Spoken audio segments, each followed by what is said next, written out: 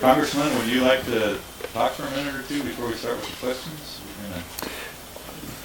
They just never offer a politician the opportunity to talk for a minute or two. Just for a minute or two. I got it. Well, thank you. I appreciate the opportunity to be here, and particularly to have the community reps and your own team on board. I love this job. The issues before Congress are profoundly important issues covering the entire world. Serving as I do on the House Armed Services Committee, Beal and the issues of national security and beyond, dealing with everything from Egypt to Syria to drones and all the rest. On the Agricultural Committee in this district, which has probably about a $3 billion farm gate, agriculture is exceedingly important and important to me. I spent most of yesterday making sure that my water troughs are actually working as we get into August and September, where it's always a problem, so that my cattle have water. So it's an extremely important committee to be on. And then also, as I serve on the Transportation Committee, we're going to be taking up the Water Resources Development Act. I'm on the subcommittee, the Water Subcommittee. And that is important around here because we seem to have a few levees and a few water issues. Kurt keeps me informed on that. So it's good. I love the work. I love the issues. The many, many years I've been in public life and public policy kind of prepared me to be in Washington to deal with this wide range of issues. And so what do you guys have on your mind? Let's talk about your issues and we'll go from there. Great. Teresa, would you like to start? Sure. Okay, Teresa. Affordable Health Care Act. Let's go. How'd you know? First, I want to thank you for your support on the RAC legislation. That's going to, I hope, be very helpful to us if you're able to get it passed. Probably the biggest thing we have on our minds is the October 1 deadline for disproportionate share reductions, which is 75% reduction for all hospitals, including ours. Mm-hmm. But those, many of us that serve the underserved, and that represents millions of dollars to our organization. And while we work hard to reduce cost rather, we've got a lot of unnecessary cost. That's a parallel track. We really need help in looking at kind of pushing that timeline out so that we, one, get some data about the newly insured, and two, we have time to sort of get ready for that. So it's going to be a big hit to us, and I think a lot of hospitals if that October date stands as is. Well, that issue of the implementation of the Affordable Health Care Act is on everybody's mind. For the hospitals, the disproportionate share program, particularly in this district where we have a large number of hospitals, yours being one, that serve the underserved community, the poor and uninsured community. The theory was that as people came into the insurance system, the number of uninsured arriving at your hospital would be reduced, and therefore the disproportionate share population could be reduced. It doesn't quite come together so neatly. Obviously, the Cover California, which presumably is going to take care of that a large portion of the uninsured population, is just going to get started October 1st. And that's going to be a while before that gets in. The fundamental problem we have is that in Washington there are two tracks. One track is the Affordable Health Care Act is in place and it ought to be the law of the land, it ought to be continuing on, and the other track is to repeal it, which leads to no useful modification of the law itself. It's either repeal or continue on, and what we really need to do is to recognize that no law, even simple laws, and certainly very complex laws such as the Affordable Health Care Act, need to be modified over time. We learn things. We know, for example, the Affordable Health Care Act was not written in a way that would create the best potential law, because there was a refusal by the Republican Senate to go to a conference committee. And so you were not able to work out the differences between the two houses. So you start with a law that had did not have the opportunity to work out the differences between the two houses. You simply had the Senate version. And then over the last 3 years, there's been an inability to deal rationally with the necessary changes that should take place. The timing of the disproportionate share, together with the timing of the new, in California, Cover California, that is the exchange, is not coordinated in a way that really deals with your problem. It may be that the Department of Health and Human Services has the ability to modify the time frames. And they've taken some pretty bold steps to modify time frames. For example, the business side of it has been extended. Whether they have the power here or not, I don't know. However, I just noticed in yesterday's news clips that sitting next to the Secretary of Health and Human Services, Sebelius, was a fellow. I said, I recognize that guy. He is now the senior advisor to Sebelius and to the President on the implementation of the Affordable Health Care Act, and he was my general counsel at the Department of Insurance. And I'm going, I think I know Gary Cohn. So I'm going to be talking to him about a whole lot of things. Gary, remember when I hired you? He's an extraordinary guy, and he's obviously moved way up into the administration and has a very, very important task. So I'm collecting issues to talk to Gary as soon as I get back to Washington. Gary, 1, 2, 3, 4, take care of these. This is one. Appreciate that. Thank you. I believe you've answered the question there. I just want to let you know, I'm president-elect of our medical foundation, so a number of physicians are really interested, concerned, because there's a lot of uncertainty. But you addressed it very well, and we're very interested to see the upcoming exchanges, what's the future has in store for us. I'm optimistic about the exchange for several reasons. One, in 1991, when I became insurance commissioner for the first time, we developed what amounts to an exchange concept. And here we are 20 years later, and it's going into effect, which basically is a way in which people can shop for insurance and be part of a large pool. The problem that individuals have, or small businesses have, is that they're an isolated pool. And their risk is just that small pool, and you get one sick person in that pool and you are out of luck. And so you can't spread the risk, and the exchange does that. And it looks like they're going to be able to implement it in California. Guaranteed there's going to be a computer glitch. You know, I get a computer glitch on my little system about once every other day, and there will be. But you got to work through those. If it works, it's going to be really a godsend for a lot of small businesses and certainly for individuals. Be able to shop, be part, have the risk spread. Now, last night I was with some friends who run nursing homes, and they are mightily concerned. They're concerned because they have a large business, and their employees are going to be in a healthcare, have to buy insurance. Now, I don't know why they're not buying insurance for their employees now, but they're going to, and this will be, again, this has been extended for another year. And the Medicaid reimbursements have not been increased. So they're looking at a squeeze. And there's not much to squeeze out of the nursing home system now. So that's another issue that's going to have to be taken care of. You're going to have to make these adjustments dealing with the reality.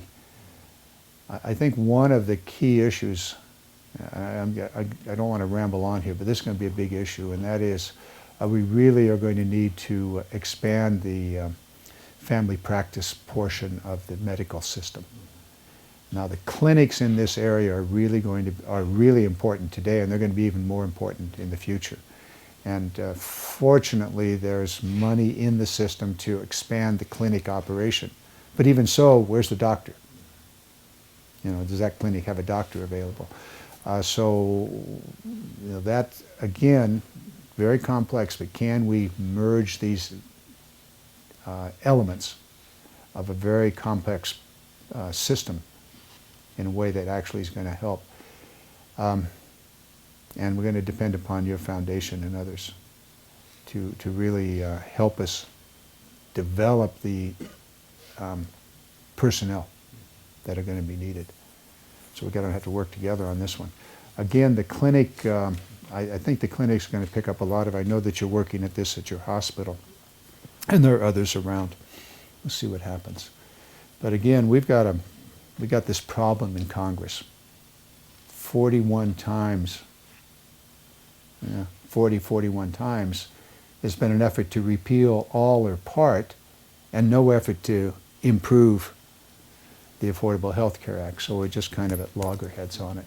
And there are things that absolutely should be done. Some of the reimbursement issues need to be dealt with. Some of the intricacies of coordinating need to be modified. We'll see. Maybe we'll get sanity. I hope so. There's work that needs to be done. We can talk plenty about that.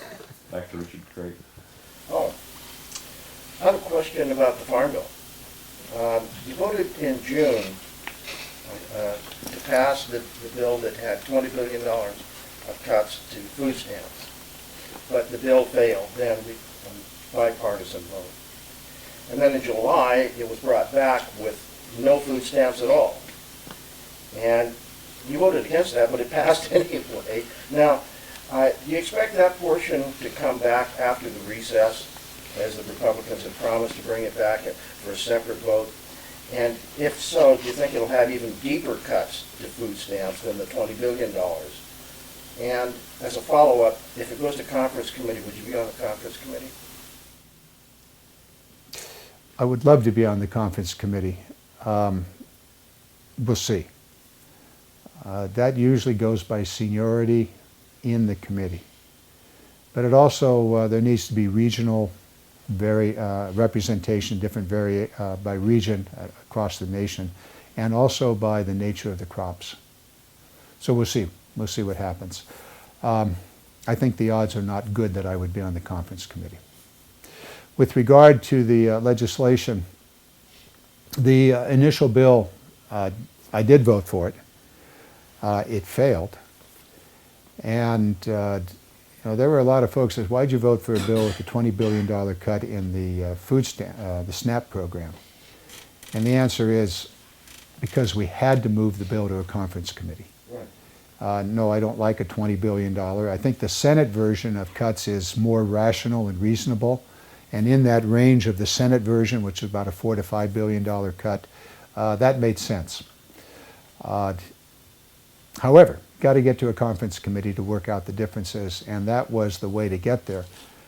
The subsequent vote, where they had divided the issue, I'll just share with you a phone call I got from a farmer from this area, goes name unmentioned. He said, and he's a very conservative Republican farmer, and he said, under no circumstances should you vote for a bill that divides the farm bill and the food programs. And then he went on to explain why. And he said, if in some way that were to happen, I would hope you would encourage the president to veto the bill. And he said, here's the reason why. He said, the farm programs will disappear if that coalition is broken. Beyond that, there's some reasons why they ought to go together. The SNAP program, the food programs, are critically important for a large population. 25% of the children in this nation go to bed hungry. So just in terms of humanitarian issues, the food programs are very important for seniors, for children, and on and on. But also they're important for every portion of the food chain. I mean, this is a significant amount of money that goes into the food chain, beginning with the farmer right on up through the processor to the grocery. There's an interesting article in the papers, I don't think it was in your paper, but in some of the papers about Puccinini out of Modesto with his food, his grocery stores. It was basically, he's a billionaire now because he's put together a lot of these grocery stores. But his grocery chains are heavily dependent upon the food stamps. So you have businesses that are dependent upon it because their customers are dependent upon it. Is there room for reform? Absolutely. The Senate has some significant reforms in it. Are they enough? You can always debate that back and forth, and there's always room for more. As time goes on, there'll be a new scam that you got to deal with and so forth. But in any case, dividing these two issues is a problem for both. It's the synergy of the compromise that comes together that supports people that need food and farmers that need to produce food. In both sectors, there's room for reform. The farm bill that passed the House has significant reform of the agricultural support programs, particularly moving away from the old programs to an insurance program. And you get into insurance, that's my turf. So over time, we're going to see an insurance program that's not particularly good now. There's still some very heavy subsidies in the insurance program that are not necessary. We'll get those out over time. But once you get to an insurance program, then you're into something that really, I think, makes sense for the agricultural community, where they can insure themselves, if necessary, with some support for their programs. But there are also critical elements in it that have to do with research, agricultural research of all kinds, critically important for all of us. Food safety issues, agricultural research, improving the productivity and all of that. Marketing programs that are particularly important for California because of our specialty crops that we have here in the state, and a host of other things that are important way beyond the farm support programs. And so those will disappear. They will simply not have the support unless you can build the political coalition. Now, here's the problem, and that's the old Humpty Dumpty issue. You know, if Humpty Dumpty falls off the wall, can you put it back together again? We'll see. But right now, Humpty Dumpty's fallen off the congressional wall, and we now have this program split apart. Are you optimistic?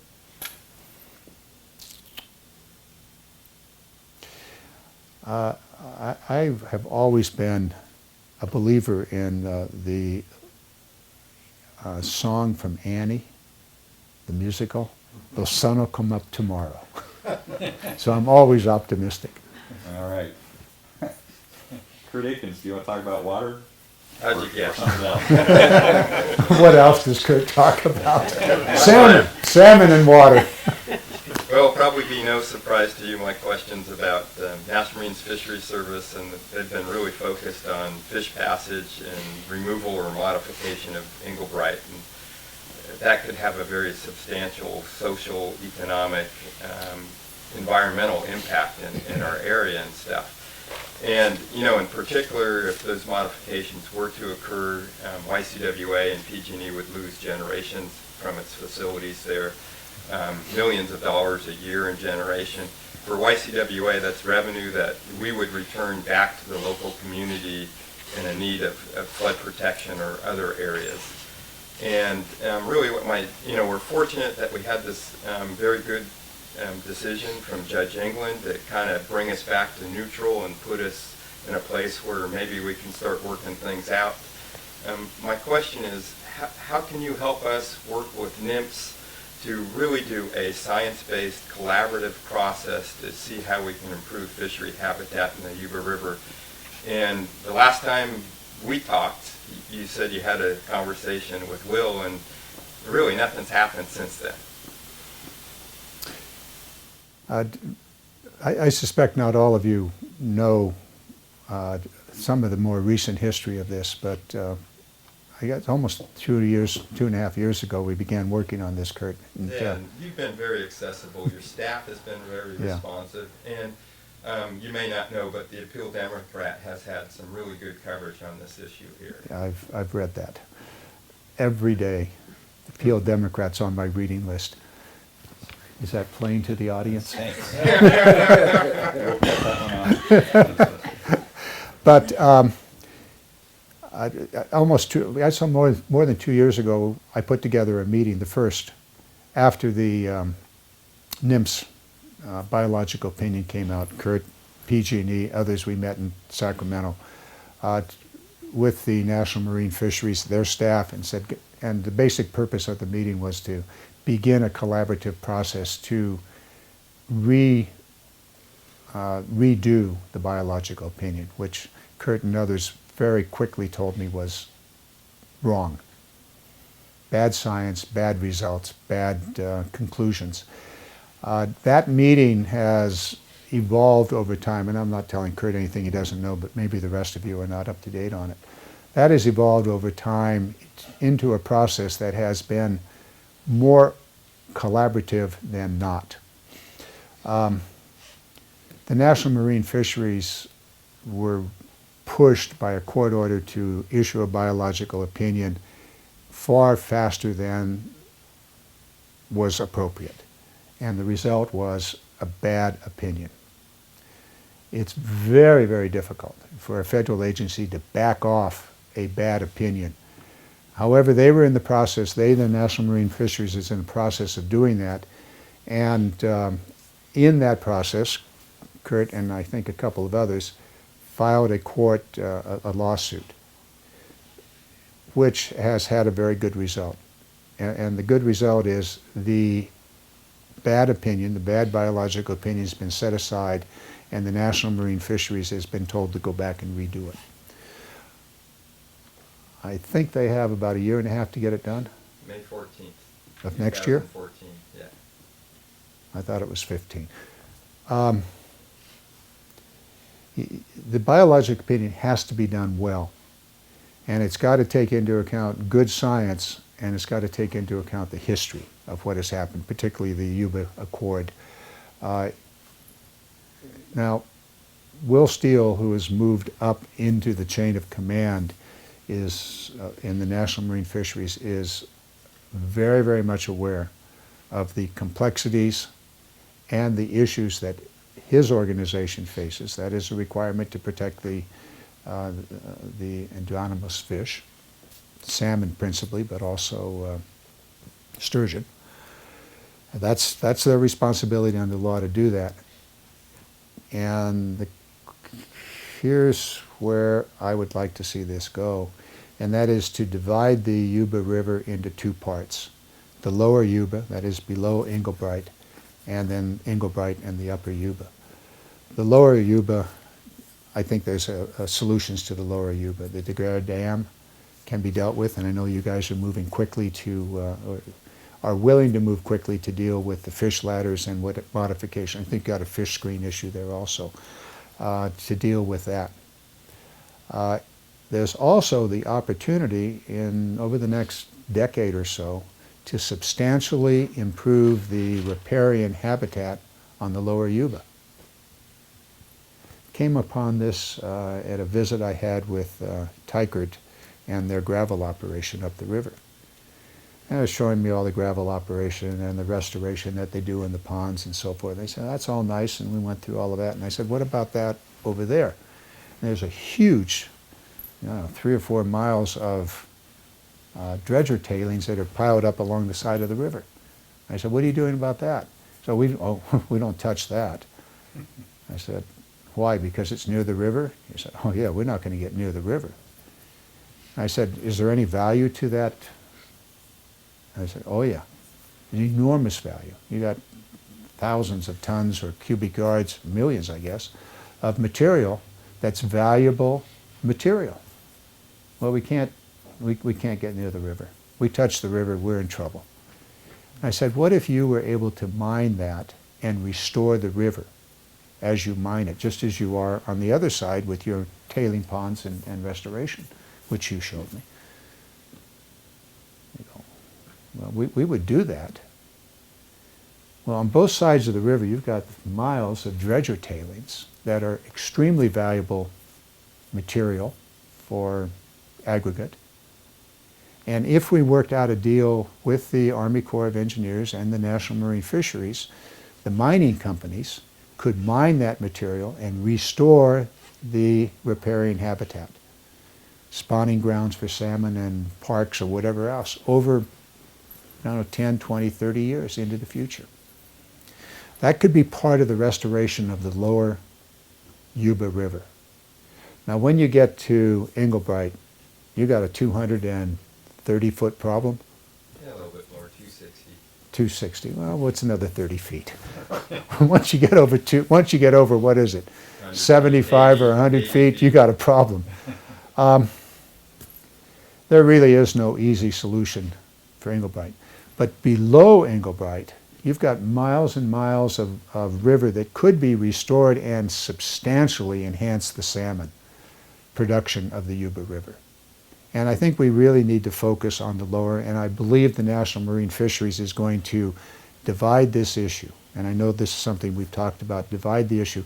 The upper Yuba, we're going to work on that for a long time and for many generations. The lower Yuba, there's some actions that can be taken right away.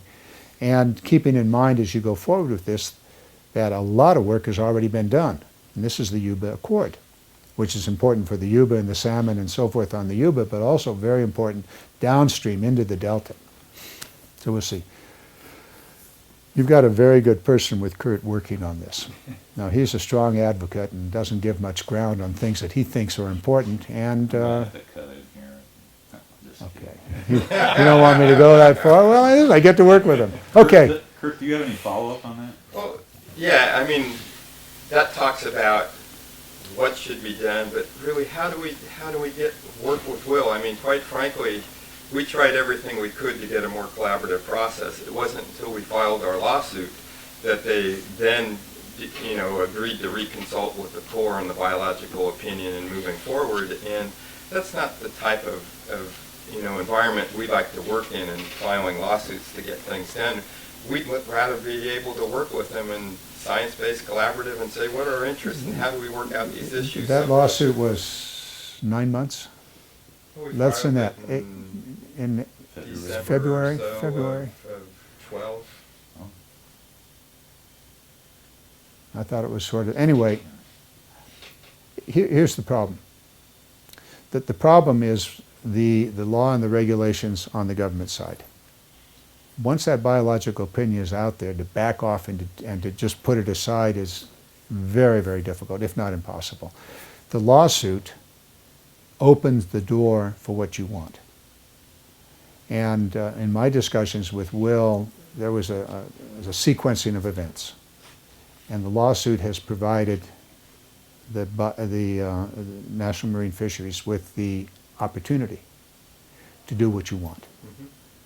And I'm 2 weeks out of those discussions, but the last discussion I had, which is in early August, with Will, is they're now in a position to carry on those discussions. And the lawsuit and the decision by the judge opened the door, now they can do it. So what you're basically saying is, John, when are you going to talk to Will? I'll do that. Waiting for a call. I hear you. We'll move on to Jim Finstead. Hi, thank you, Congressman. My question is regarding the state of education in the United States. See, before you go there, Kurt, the next time you go to Sacramento International Airport and you park in the garage, I want you to think about a fish ladder. Think about it. Think about it. State of education in the United States. What can be done to improve the situation? Or is the current mode acceptable or not? But here's some statistics just recently. The 2013 STARS testing in California, which tests the 11th graders. Okay, these are juniors in high school. Shows that statewide that there are 52% of the 11th graders that are tested that have basic to far below basic levels of achievement. 48% have proficient to advanced levels. So it's roughly half. It goes the same for the summative mathematics. 49% have proficient to advanced levels. 51% have basic to far below basic levels.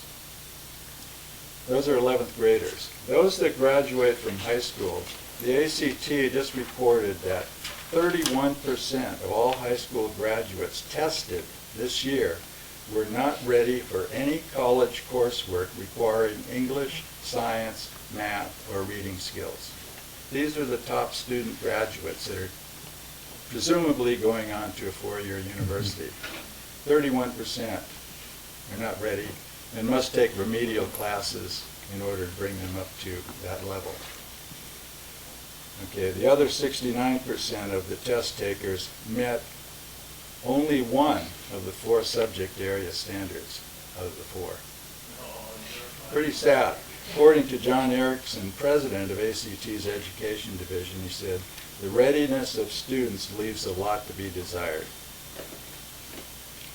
As far as California community colleges, which presumably take a lot of the students that are not going on to four-year colleges, the recent study conducted by the Institute for Higher Education Policy at Cal State Sacramento reported in the LA Times that the large majority, up to 70% of community college students, failed to obtain a degree or transfer to a four-year institution.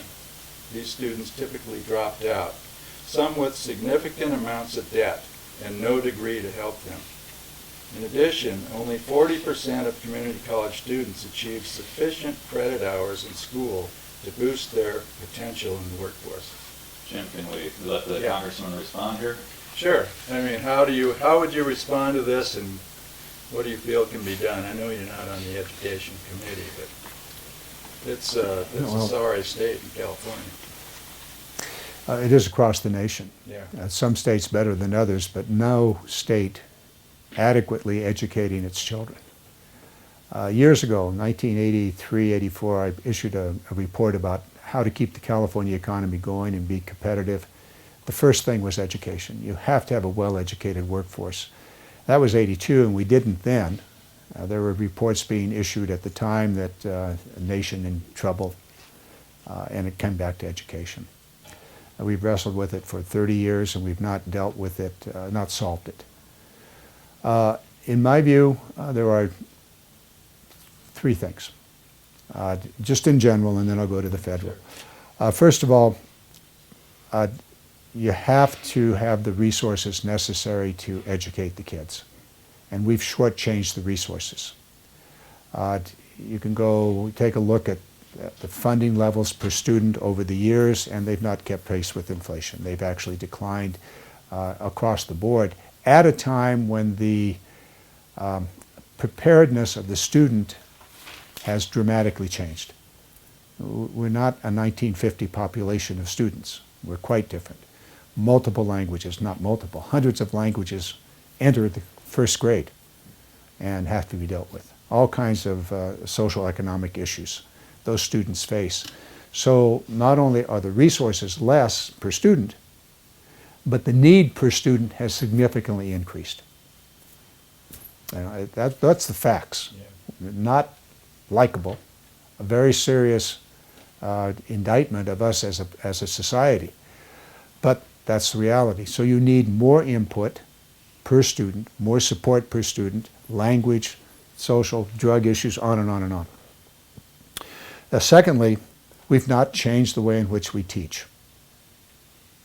We simply haven't. In my little pocket here is a fascinating and extraordinarily powerful tool, educational tool. It's not really used unless you're talking about some game that a kid wants to play. But every one of those games, the kid is interested in that game because of a reward program that's built into it. But you could just as easily take that and make it a math course or a language course or whatever. And in doing so, the teacher automatically knows, immediately knows what the kid doesn't know, and can then the next day teach to that particular problem. And so we need to use technology. This has been talked about forever. I've been talking about it for 30 years. It has yet to find its way into the classroom in a comprehensive way.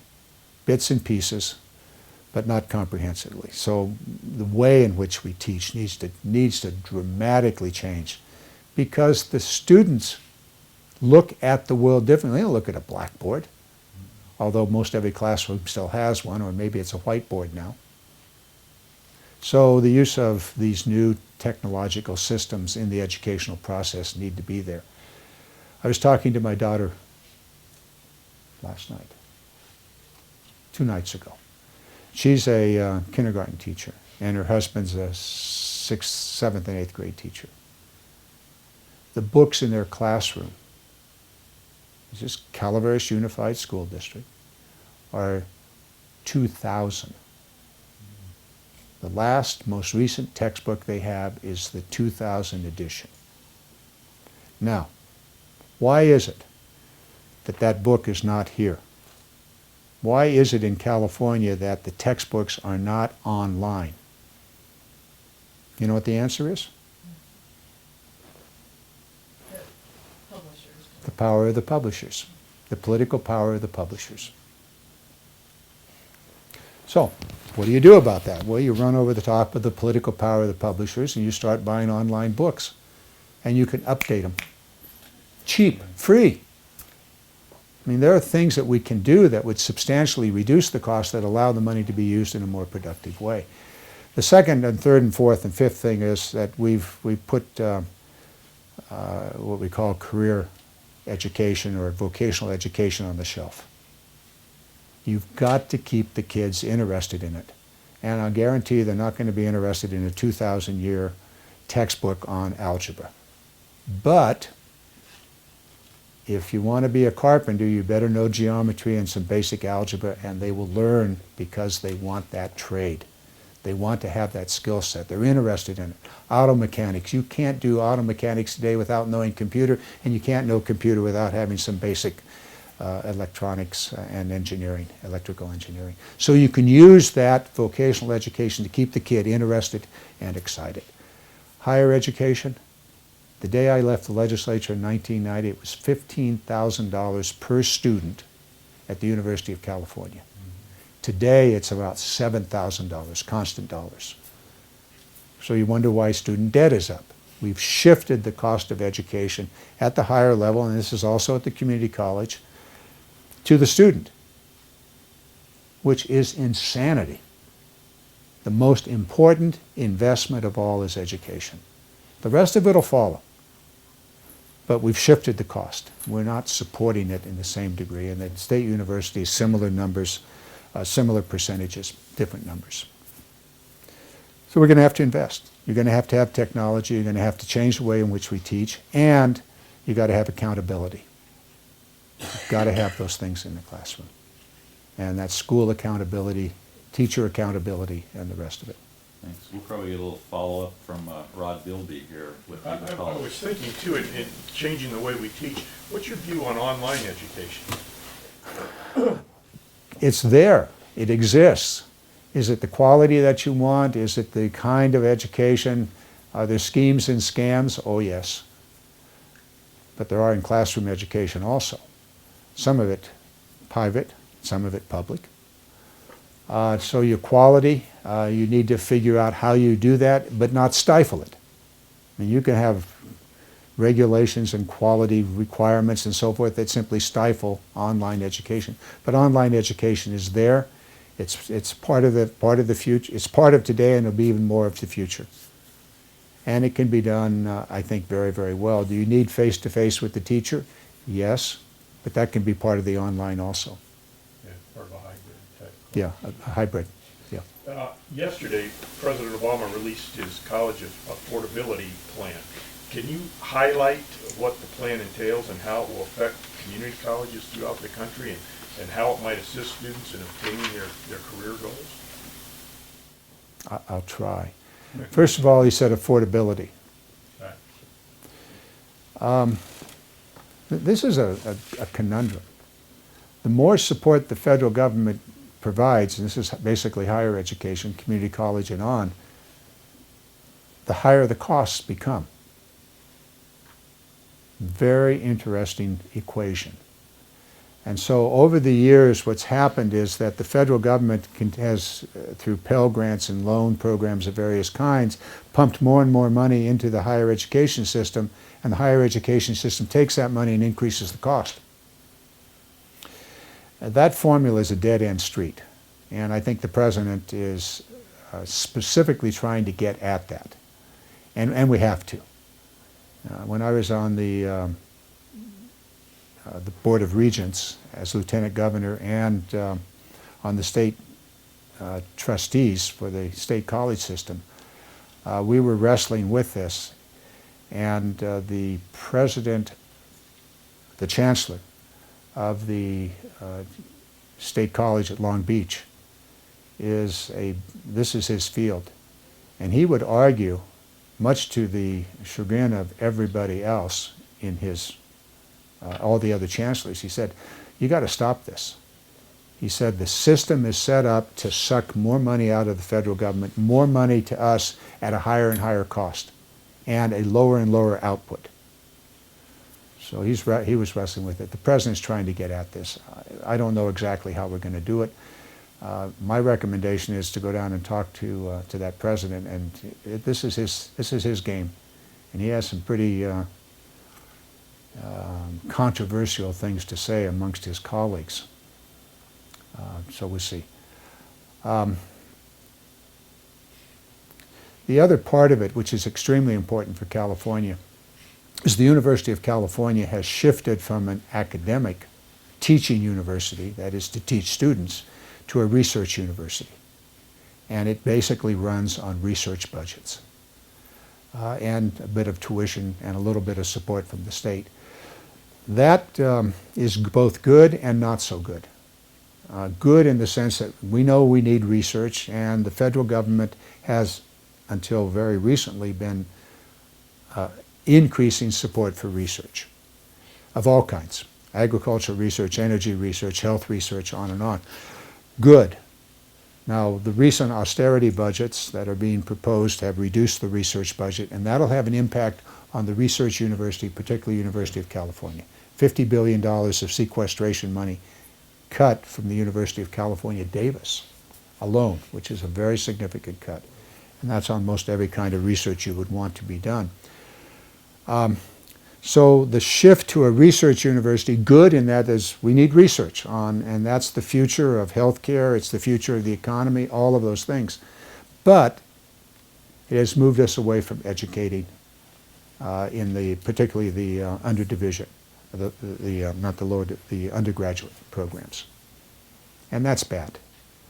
Fortunately, the state universities have picked it up, but nonetheless it remains a problem at the UC system.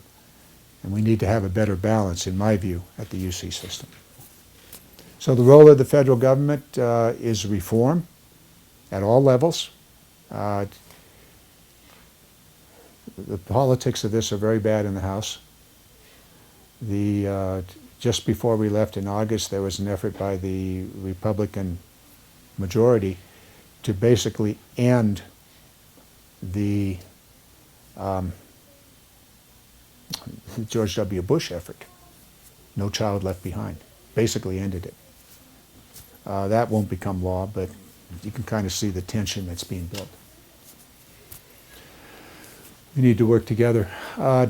With regard to the community colleges, I think that there's a very, very important role in the career technical education field. And properly done, it then will keep the kids interested. The statistics that you cited, I think, would be reduced. Incidentally, a lot of those statistics, I think, are skewed by people that are taking one or two courses to enhance their job readiness or maybe their life. That's not me. Their interest in life. It may be an art course or culinary or whatever, and that's good. But that tends to skew the statistics on graduation and the rest. So you need to factor that out and then take a look at what's going forward. But I really think the what I call job preparation or career preparation or vocational, whatever you want to call it, is a very, very important role, particularly in what we've been working on, which is Make It in America, rebuilding the American manufacturing sector. And as you're aware, the community colleges now, their big three are the career tech, basic skills, and transfer. Those are the three things we are mandated to focus on. And it sounds like you're definitely saying that career tech is right up there with all. I'm glad you brought up what you call transfer or whatever you want to call it. There's a problem here, and that is the connecting of the community colleges to the four-year schools. And that connection is tenuous. And in the experience I had as a lieutenant governor and trying to go to every one of the state university campuses, as well as the four University of California campuses, that connection is not good, and it's not universal. Some community colleges are connected directly to one campus, and that's good, but not every kid wants to go to that campus. And so the courses don't transfer. There's, at the universities, state and UC, professors that are responsible for English or science or Spanish or whatever say, oh no, that course is not as good as my course, and therefore you've got to take my course again. So that really needs to be worked out because it really stymies the ability of a student to go. I do like the contract that the University of California is willing to do with some community colleges. This is very, very important. Kids come to me and said, I want to get into the university, will you help me? Well, the reality is I really can't help you, but I can give you some advice, and that is connect to a community college that is doing a contract with that campus and take those courses, because you'll get the first 2 years out of the way on the cheap, and you're likely to have a better class than you would at Berkeley, for example. You're likely to have a better class experience, not only in the acquisition of knowledge, but just the experience itself. You won't be in a lecture hall with 500 people. So you want that contract. One of the things they've really improved on is that transfer model curriculum that they're designing with the community college system and the Cal State system to avoid what we're talking about. Got to be pushed. You got to push it hard. We'll move on to Martha. I know there's some follow-ups. We'll go to Martha, and then we'll come back and talk about healthcare a little bit. Sure. And we'll do follow-ups until he gets up and leaves. Martha? Dan Logue has his eye on your seat in Congress. What is the one issue that you feel the most important thing, the one issue that you feel will keep that seat for you? You mean politically? Mm-hmm. For my future? It has to do with your people, excuse me, the people that you represent. You use the word, your final word, represent. That's my job. That's my title. I'm a representative. I've got my own views about what ought to be done here and there and everywhere on various issues, but at the beginning and the end of the day, I am a representative of 720, 30,000 people in a district that is an extraordinarily complex district. I got 200 miles of the Sacramento River and the Yuba River and the Feather River, at least part of it. It's the complexity of the district and my ability to understand the issues of this district and to represent the interests of the district in Washington. A lot of this is local. I've developed a working relationship with Kurt and the Yuba County Water Agency, and on and on and on with others. So that's the representation. I believe if I do a good job at that, I will deserve to be reelected. There are the hot button issues that come about, and there's always the gotcha vote, which seems to be the most common vote taken in Congress. And these are issues that are thrown up that are going nowhere, that are simply designed to put you on one side or another of what is considered to be a hot political issue. Very common. Both parties do this on a regular basis. It is an extraordinary waste of time, and it's politically dangerous. And I've just come to the point, I'm going to do whatever I think is right and what this district needs on whatever the gotcha vote happens to be. And honest to God, there's a dozen a week. And you know you're going to see them in the next election, and it's going to be some ad. Now, with regard to our political system, there are some things we have to deal with. secret big money is a very, very real problem for the American political system. It's a problem for Democrats, it's a problem for Republicans, conservatives, liberal, whomever.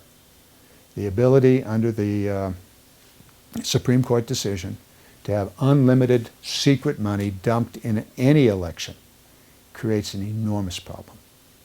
It's been said by political analysts that why is the conservative section of the Republican Party so conservative? And more so every day. It's because they are going to be primaried, which is a new verb. They're going to be primaried in their district. If they're not conservative enough, some conservative organization will come and take them out. And so it pushes them further and further to the right. The exact same thing happens on the liberal side. And there are people that are willing to dump large amounts of money into somebody that's not pure enough on the right or the left. And that tends to widen the gap in the middle, making compromise that much more difficult. And so it occurs both sides, and the primaried is a real problem. Even with the reforms that we've had in California, which, by the way, don't work. You know, the open primary is a wonderful way to spend a lot more money, and the result hasn't changed a thing because you have the underlying fact of the district. So, interesting political science. Very interesting political science issue going on here. Thanks for kicking off the campaign season here. Teresa, would you like to follow up with any healthcare issues? That's probably the hottest topic right now. I think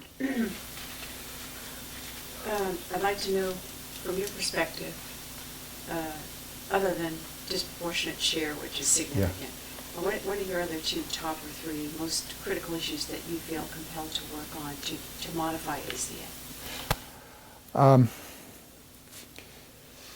Well, the modification of the Affordable Health Care Act, the issues of the exchanges, I think is very, very important. Will they work? I think in some states they will. I think California is likely to work. I count on a computer glitch, but they can work through that kind of an issue. But the basic system's there. The funding for the program needs to be constantly monitored, including the reimbursement schedules. There are clearly in the current reimbursement schedule some things that will work against access. Some of it is the direct payments through Medicare and Medicaid for practices, for physicians and clinics and so forth in hospitals. Those you need to constantly look at and modify over time. In part, it's a negotiating process between the provider and the payor, which is principally the government. And we know that there are ongoing negotiations between the private sector. Insurance companies, well, you know this, they're constantly beating down your price. And the same thing for the doctors. So you've got these negotiations that are underway as to what is the service worth, how much is a payer, government or private insurance company going to pay. And it's not just the government, it's both of these together. And so that's an ongoing issue that will go on as long as, it'll go on forever. Has gone on forever and will continue to go on. The other is an issue of the organization of medicine. How do you provide medical services? And in the Affordable Health Care Act, there is a very significant financial motivation to modify the way in which services are provided. Instead of one-off medical treatment, the holistic approach. The different ways of describing it. California's been doing this for a long time. The rest of the nation is not so much. But this is the continuity of care. And it's a different ways in different places. I know you're doing it here, providing continuity, that you're not just episodic, but you're looking at the whole thing. Moving, and can we successfully move towards prevention? And more emphasis on prevention, keeping people healthy, and increasing the prevention side of it while maintaining the treatment side. A lot of things that are involved in this. You can go on and on about it. Why don't we negotiate for drug prices for Medicare? California does for Medi-Cal because they're able to do that, but not for Medicare. Huge issue. I mean, we're talking billions of dollars. There's fraud in the system, so you got to deal with fraud. Anytime you got money around, and there's a lot of money in the healthcare system, you need to deal with that. And so why is it that there's a constant effort on the part of my Republican colleagues to eliminate the ability of IRS to hire people to look at the fraud issue? That's what they're there for. But you reduce the funding, and so, you know, we've got multi-billion dollars a year in fraud in the system. But you need to police that. And some of it can be dealt with by changing the payment system to a capitated system. That helps. It's complex. It's complex. What I need to know, and this goes back to your question about, so what are you here for? I represent you. I need to know the details. How does this stuff affect you? Can it change? I don't know. Go talk to Gary Cohen, who seems to have risen to a high position in the administration.